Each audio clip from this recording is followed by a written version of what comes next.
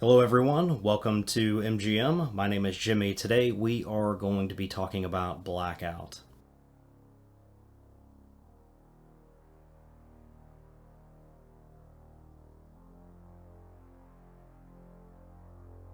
If you're new to my channel, welcome. If you have been here for a while, then you already know that I'm a casual gamer. I do these videos purely for fun. If I happen to make any mistakes, feel free to let me know down in the comments below, and I will pin a comment with all of those changes so everyone watching this video can reference those and be fully up to speed. In this video, we're going to discuss a little bit of the backstory, and then we're going to go through the rules, how to play Blackout, and I'm going to give you some examples. Blackout is a deadly and tactical miniature game using 32mm scale, more modern type of miniatures.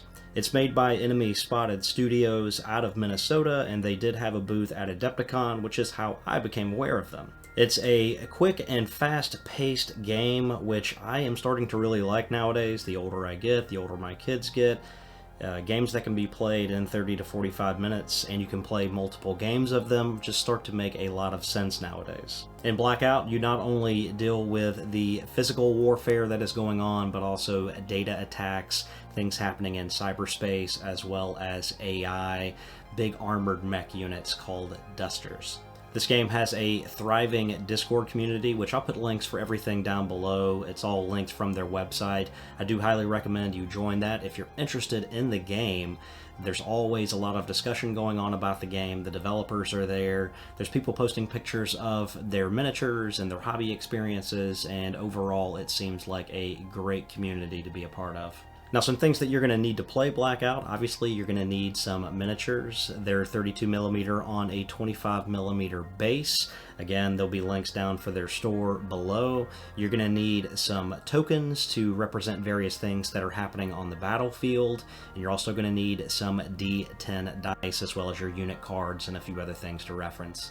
You will need about a 2x2 play space, although you can do larger games that can be played on a 3x3 and I believe even a 4x4, and some terrain to fill out that space. Keeping in mind that the setting is 2110, so we're somewhere into the future, but not so far into the distant future where things might be just completely unrecognizable. Blackout is a pre-measured game, so you can do measurements at any time. Typically, this is going to be from base to base, although if there's a vehicle or something involved, it could be from the side or the weapon that it's firing from. Line of sight is pretty straightforward. You're simply drawing an imaginary line from any part of your model or your model's base to any part of the enemy model or their base. Cover is very similar to some of the other games that we play on the channel, where if the targeted model is more than 50% obscured, then they will gain cover. There's also a vertical cover rule where if a model is 3 inches higher than your model, they will gain cover as well. But hey, enough of that. Let's check out Blackout by Enemy Spotted Studios.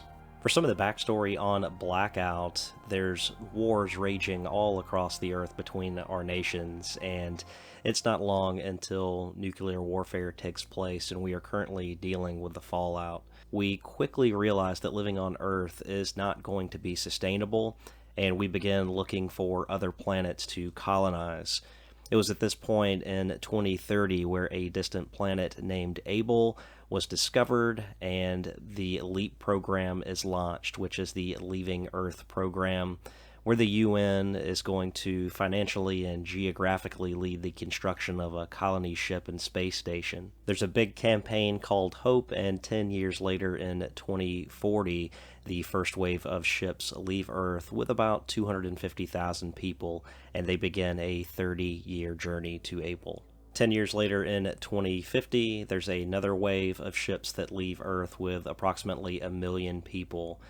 Most are in corporate nature, promising passage for work. Now, there's a lot of political stuff going on in the background, both on Earth and on Able, with the nations that we are familiar with, as these nations are vying for a larger piece of control of Able. The planet is eventually colonized, and we find ourselves in 2110, where there's been numerous rebellions, insurgencies, and other things that are taking place on the planet. Currently, there are 3 factions with miniatures: the UN, Harlow Kinetic Solutions, and the Manticore Boars group.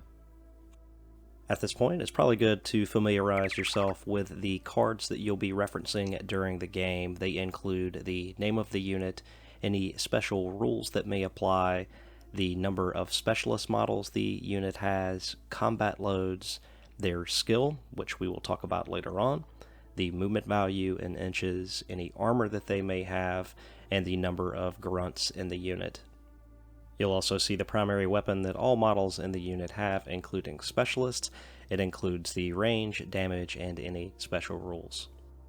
There's also a force document card that gives you the selections of weapons and abilities available to grunts in your force, and also battle drills, which are special abilities units from the force may use. One of the key mechanics in a game of BLKOUT is a skill check, and models will often roll skill checks. This is a 2d10 check against the model's skill. You count each success. If you roll a 10, that is an ace and counts as 2 successes. Skill checks can never be less than 1d10, and when a skill check is hard, you may never roll more than 1d10. Movement is pretty straightforward. There's a value on the card that allows you to move up to that amount. If you're moving over an obstacle, reduce your movement by 2 inches. The game has an interesting mechanic called leaning out, and that is if you do not move over half of your movement. For example, this guy can move 4 inches. Let's say he only moves 2.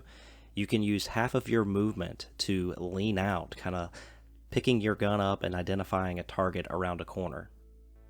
If you do this, you put a lean out token down, which is a 25mm token, and this essentially is where your operative is, giving them line of sight potentially to another operative. If you want to fire your weapon, it is a skill check, which is 2d10. If your target is in the open, you add a d10, and if they are in cover, you would minus a d10. You'll then roll to beat your target number on your card. In this case, it is 6. Let's say this guy is in the open, so he would get 2 base plus 1 for being in the open.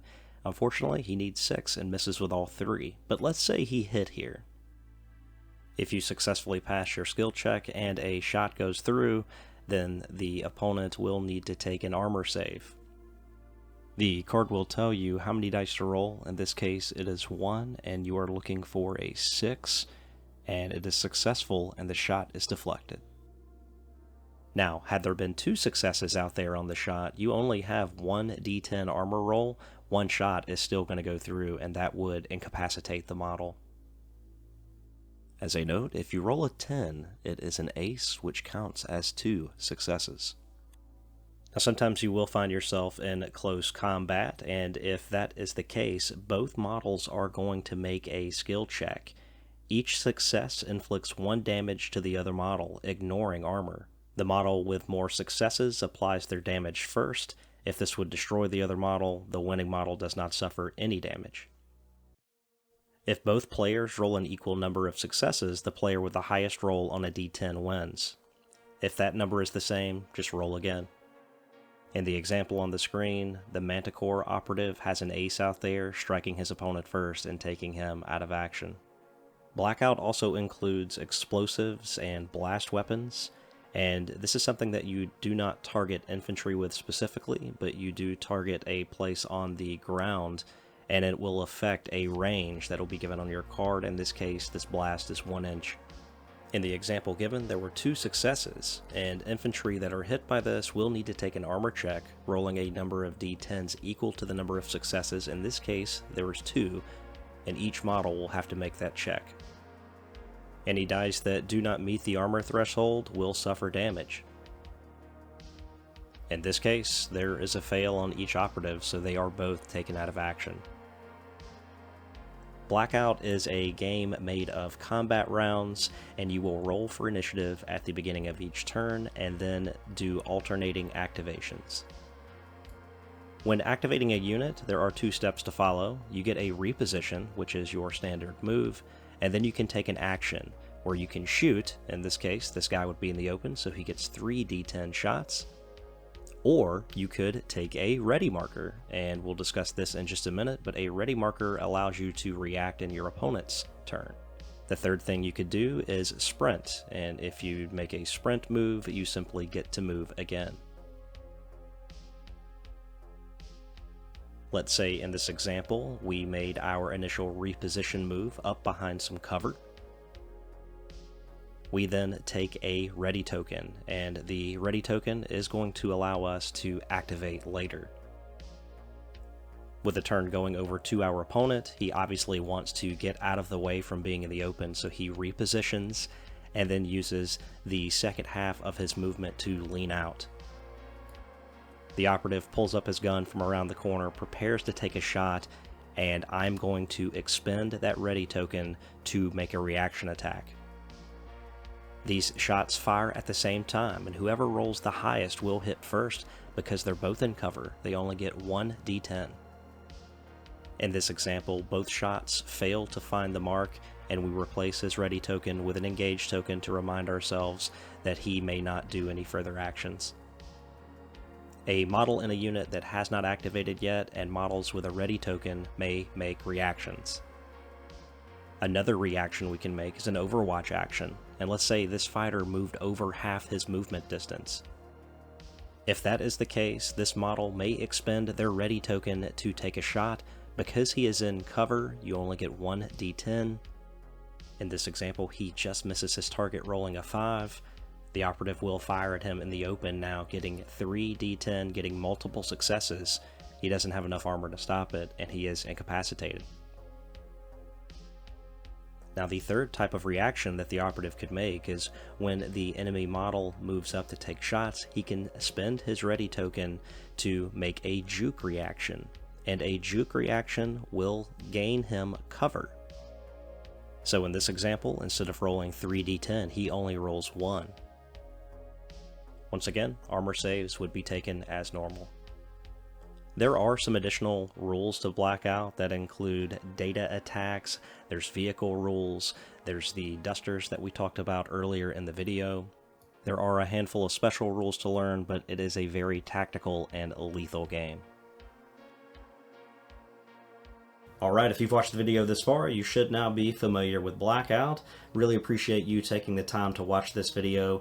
Again, it's one of those games that can be played in roughly 30 to 45 minutes, and if you think of going down to your local gaming club or your store to play and meeting your opponent, having some initial chit-chat, taking 15-20 minutes to set up terrain, whatever it is, this should be a game that you can play in roughly an hour, hour and 15 minutes. That's getting to be even more important to me nowadays. The older I get, the older that my kids get, the less time I seem to have. Once again, I will put links down below for everything so you can do some research on your own. Again, really appreciate you watching. Thank you to the Supporters Club. Going to put your names on the screen now. We'll see you in the next one. Take care.